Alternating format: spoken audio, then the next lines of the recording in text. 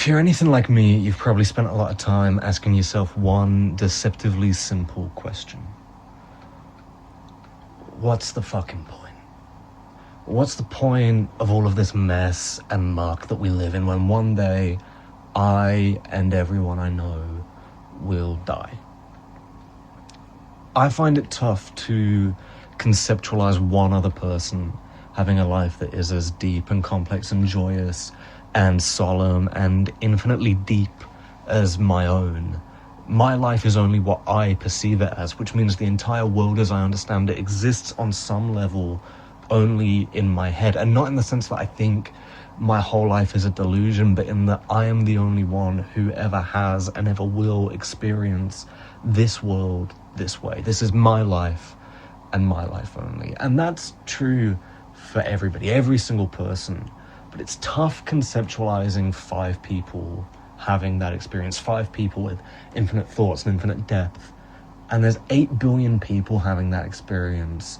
And that's like more than double 5. It kind of scares me. It makes me feel really insignificant. I am 1 in 8 billion. And that is stomach churning to me. And I think that's why I do this. And why I want to do this. This is in make videos, make music, make whatever, in this weird attempt to make my thoughts and life feel more significant, because at the end of the day, if I have this urge to express something, surely that means I'm feeling something significant enough for it to be worth expressing. Surely that makes me significant. The scale of the world, let alone the universe, tends not to inspire me or fill me with awe, but instead fills me with fear. A fear of disappearance. I want to leave a legacy. I would like to be remembered. I feel the need to be remembered, and remembered for my work, and be remembered by many. But even if I got that, which is like the dream that I have for whatever reason, what would be the point? I've felt so strongly throughout my life, as we all have. And when I say felt strongly, I mean just feeling strong things, and those feelings feel so strong and important and reflective of the human condition that it feels worthy of being presented on like the world stage. I want to express it not for ego, although that's probably part of the equation too, but because it feels like something I need to do. But I have tried, I have fucking tried. But I'm not Shakespeare. I'm not Beethoven. I'm not the Beatles. I'm not Scorsese. I will likely go forgotten. And if I go forgotten, I'm scared that'll be because I wasn't worth remembering. When pain feels vast, it demands scale to match it. And when the world doesn't respond, the mind concludes the pain and therefore the self to be illegitimate. That amplifies the pain. But that longing for recognition that can seem like the answer can also feel meaningless. It feels like it doesn't really matter.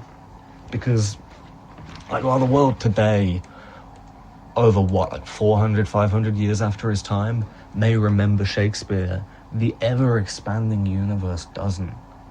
And one day the earth won't either. Even the great people of history in the end return to nothing, to irrelevancy. The highest possible earthly achievements collapse under scale. So, what's the point? I tell you what I think the point is. This is how I've been thinking lately. The point is just fucking doing it anyway. Because it does matter. It matters now, and it matters to you.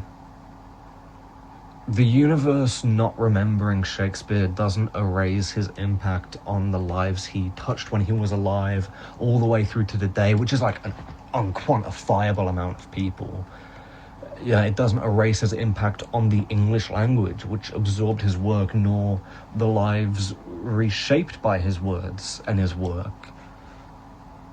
And if each person's life is as deep and as rich and infinite as yours, which they are and it is, each of the countless lives Shakespeare's work affected those infinite experiences. Statistically speaking, you are not going to have the worldwide impact that Shakespeare had. It's actually possible that no one ever will again, but what the great people of history have brought to the world as a whole, you can bring to the world of your friends, or your colleagues, or strangers on the internet, or someone you say like hi to on the street, or smile at. Like, each of those people's worlds are as important as yours, and you can brighten them. You can brighten that world. That whole entire world, you can brighten it. Should impact have to survive the death of the universe to count? I don't know. Like, I actually don't know.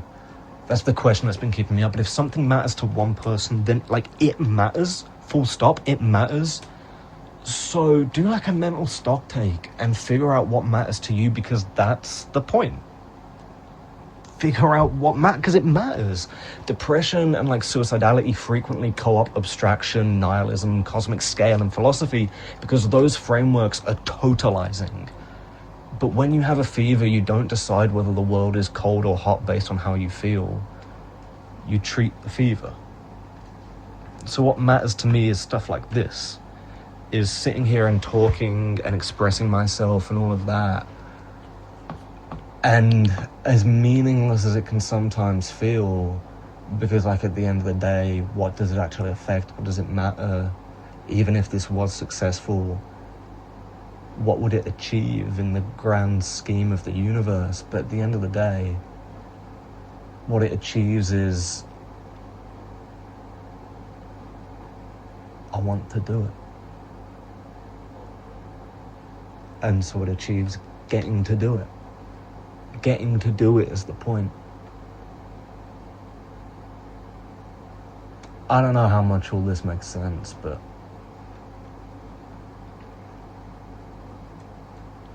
it just feels important.